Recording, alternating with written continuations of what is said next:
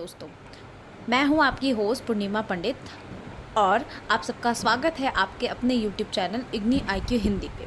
तो आज के इस वीडियो लेक्चर में हम बात करने वाले हैं BHTC 101 हिंदी साहित्य का इतिहास रीतिकाल तक के इकाई 2 हिंदी साहित्य की पृष्ठभूमि। चैप्टर शुरुआत करने से पहले मैं आप सबको ये बता दूं कि अभी तक जिस किसी ने भी क्रैश कोर्स ज्वाइन नहीं किया है वो 15 मई से स्टार्ट हो चुका है। तो आप सब क्रैश कोर्स भी ज्वाइन कर ले, जिसमें आपको लाइव पढ़ाया जाएगा, इंपॉर्टेंट क्वेश्चंस कराए जाएंगे, सारे क्लासेस प्रोवाइड कराए जाएंगे। साथ ही साथ अगर क्रैश कोर्स के साथ जूम क्लास भी चल रहे हैं जो आप लाइव ज्वाइन करके पढ़ सकते हैं। और आप लोगों को handwritten assignment, online submission के लिए असाइनमेंट्स चाहिए तो नीचे दिए गए नंबर पे संपर्क करें। इन सारी चीज़ों के लिए आप नीचे दिए गए नंबर पे संपर्क कर सकते हैं।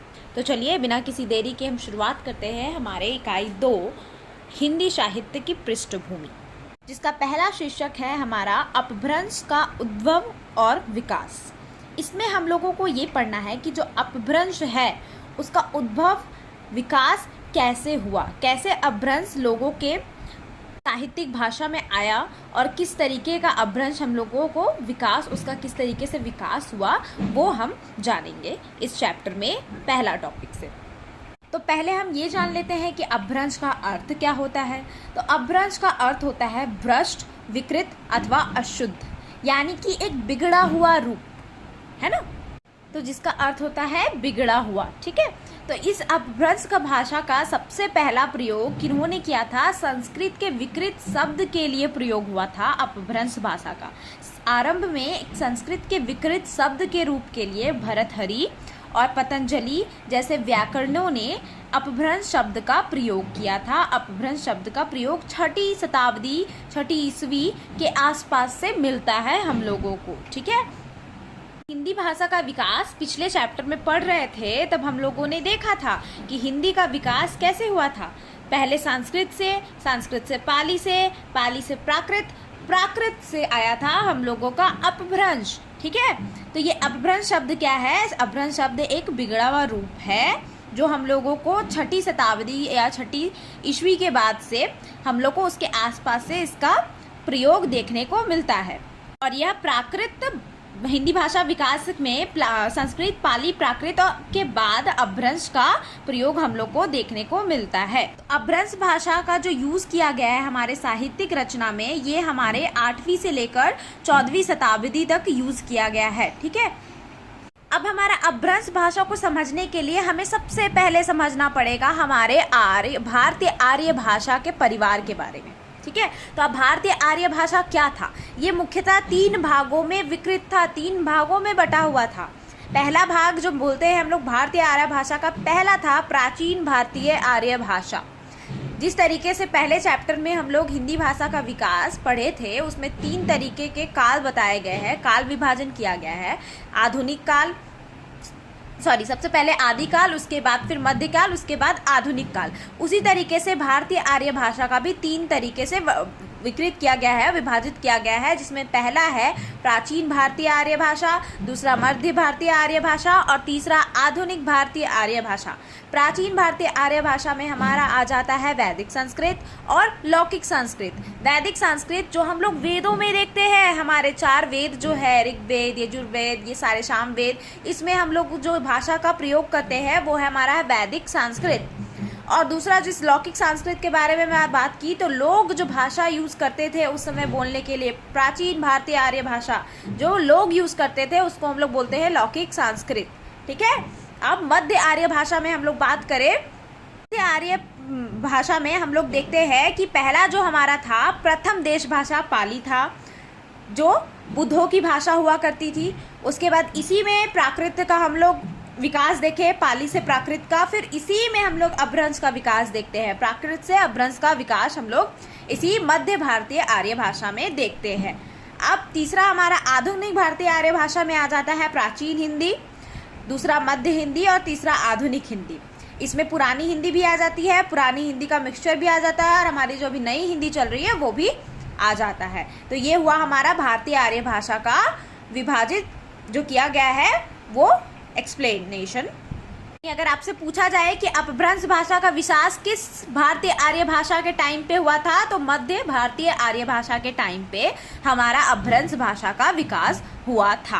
प्रत्येक युग में एक साहित्यिक भाषा होती है, जो अभी हम लोग देख चुके हैं कि प्राचीन भारतीय आर्य भाषा में कौन सी भाषा थी, मध्य में कौन से है और आधुनिक में कौन से है। तो उसी तरीके से हर एक युग में अपनी एक साहित्यिक भाषा होती है, ठीक है। तो यहाँ पे बुक के पेज नंबर 26 में दिया गया है कि आपका अपभ्रंश शब्द का विकास कैसे हुआ है। तो पहले छंदस, जो वैदिक पीरियड में बताई संस्कृत का, वैदिक संस्कृत, वो है हमारा छंदस। फिर छंदस से संस्कृत, संस्कृत से पाली, पाली से प्राकृत और प्राकृत से हमारा जन्म होता है अपभ्रंश का, ठीक है।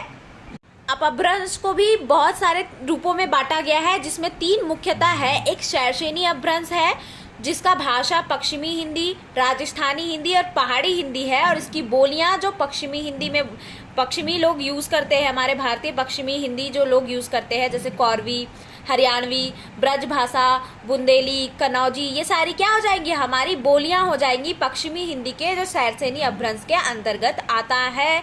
और फिर हमारा राजस्थानी हिंदी में आ जाएगा मारवाड़ी, जो बोलियां आ जाएगी वो हो जाएंगी मारवाड़ी, मेवाली, जयपुरी, मालवी, ये सारी चीज़ें हमारे राजस्थानी हिंदी की बोलियां हैं, जो शैरसेनी अपभ्रंश के अंतर्गत आती है।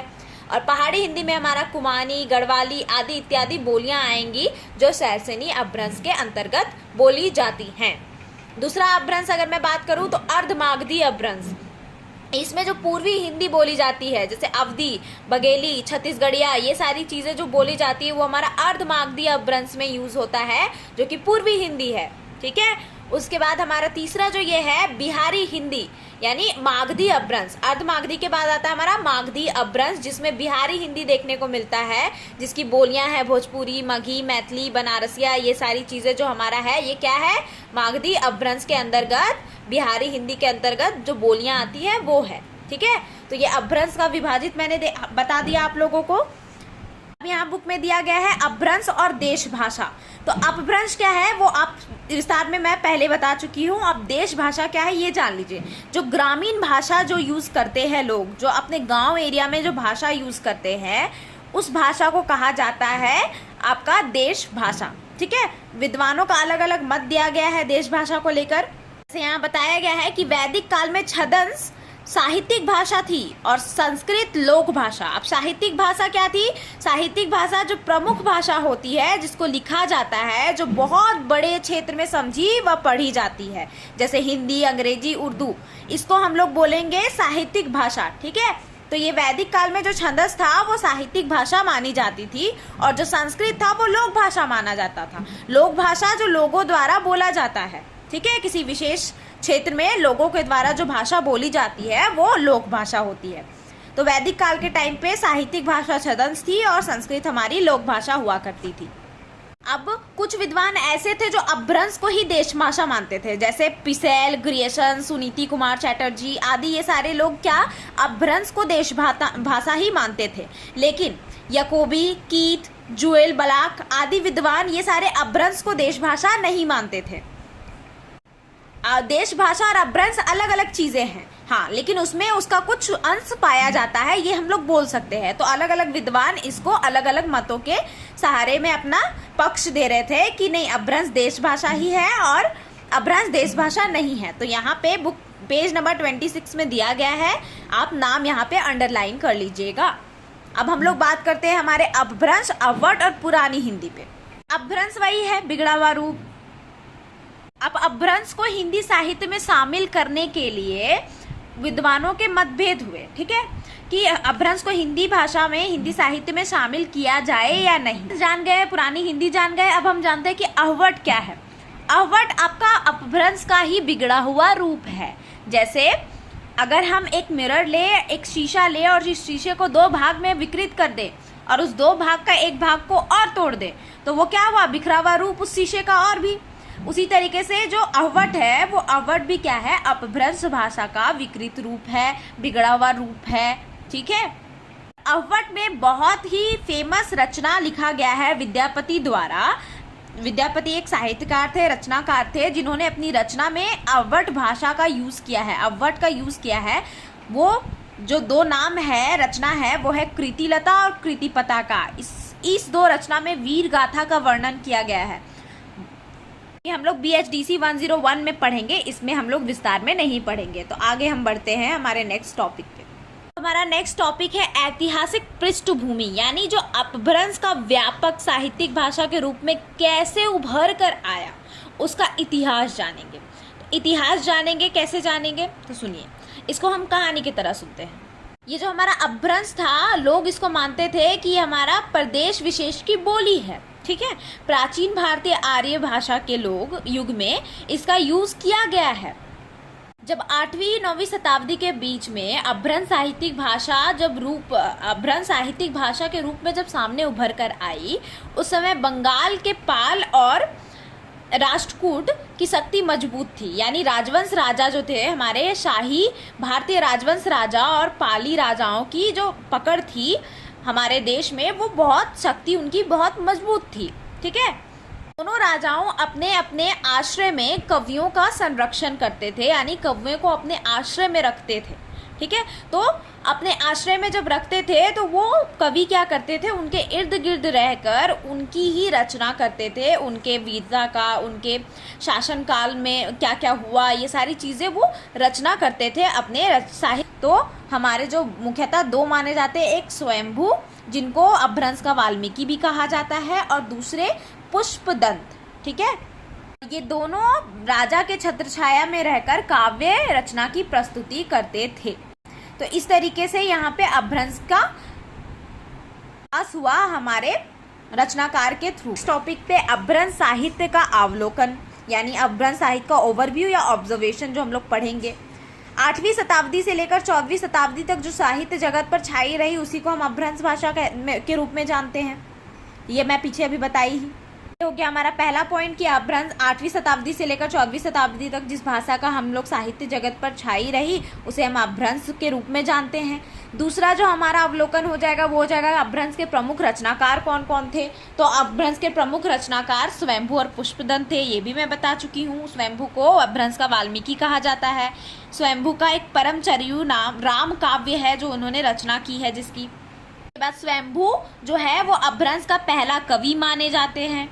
तो हमारा अपभ्रंश में साहित्य में जो जिस प्रकार की धाराएं देखने को मिलती है, छंद देखने को मिलते हैं, वो जैन बौद्ध ग्रंथों के अतिरिक्त अपभ्रंश साहित्य की एक लौकिक धारा भी है, ठीक है, जिसमें श्रृंगार प्रधान प्रबंध मतलब जो हमारा लास्ट का लाइन होता है, जो हमारा कविता होता है। जैसे एग्जाम्पल में बताऊं कि सितारों की रात तुम, सदी की भोर तुम, तो ये जो लास्ट वर्ड है, ये दोनों राइमिंग ऑर्डर से मिलता हुआ वर्ड है, ठीक है। तो इसको हम लोग बोलते हैं श्रृंगार प्रबंध काव्य।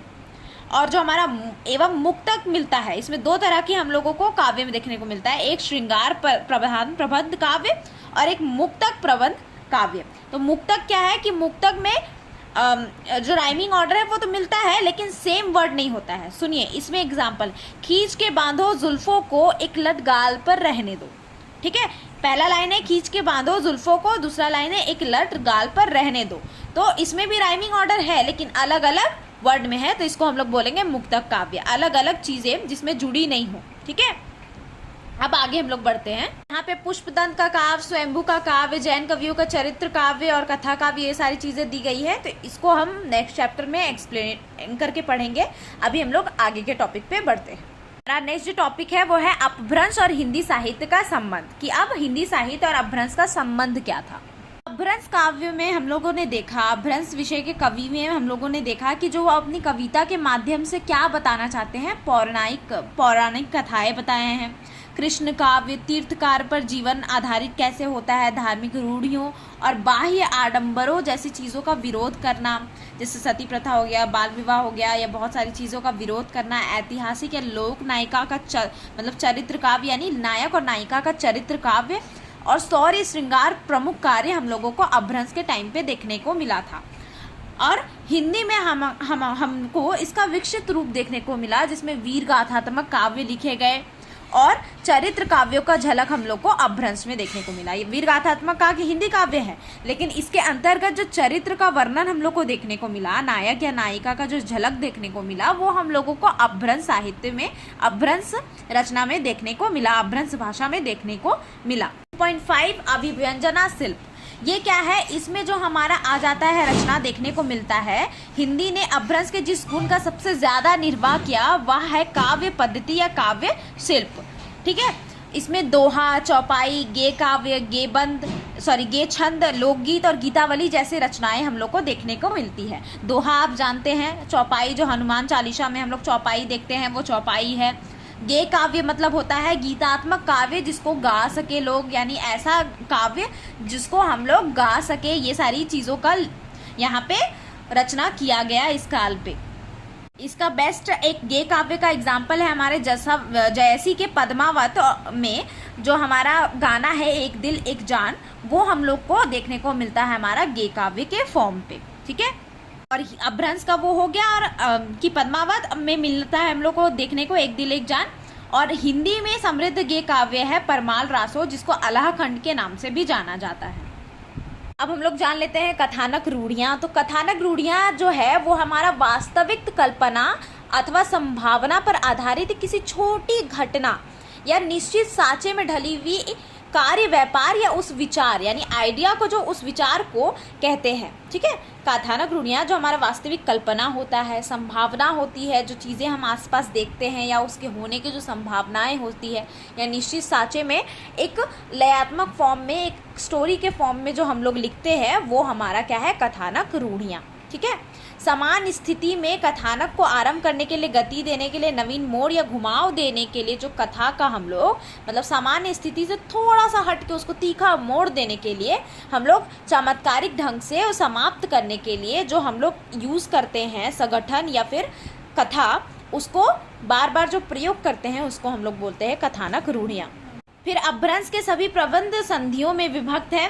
अब प्रबंध काव्य जो मैं बता चुकी हूँ कि वह काव्य होता है जिसमें एक कथा का सूत्र विभिन्न छंदों के माध्यम से जुड़ा होता है। एग्जाम्पल के फॉर्म पे मैं अभी बता दी हूँ।